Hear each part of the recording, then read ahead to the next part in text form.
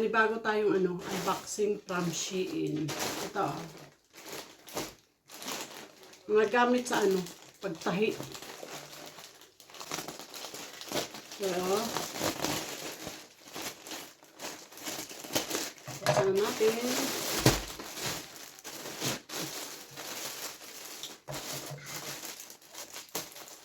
Marami kasi sa Shein yung katulad ng mga karayom.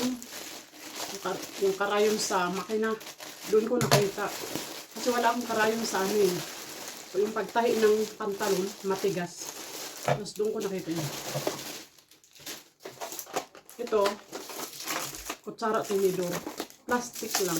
Para sa mga bata. Sa baon.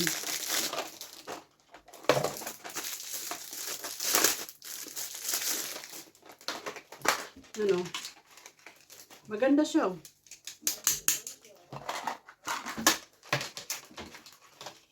May kutsara tinidor.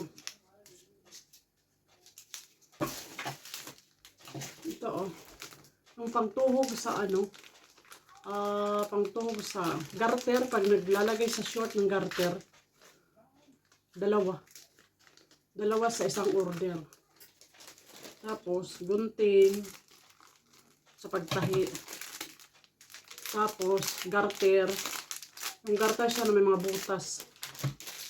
Tapos ito gunting.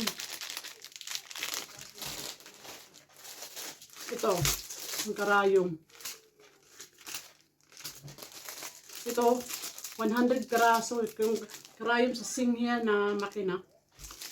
May pang kortina, pang bag, pang t-shirt, pang pantalon.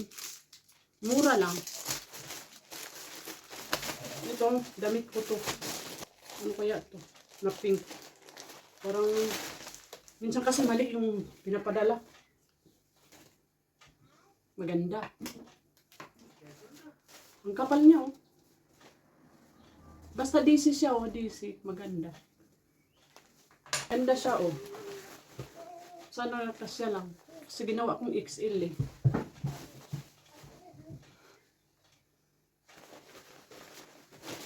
Ito sa bata. Uy, maganda siya, na kasi, magtataglamig na naman.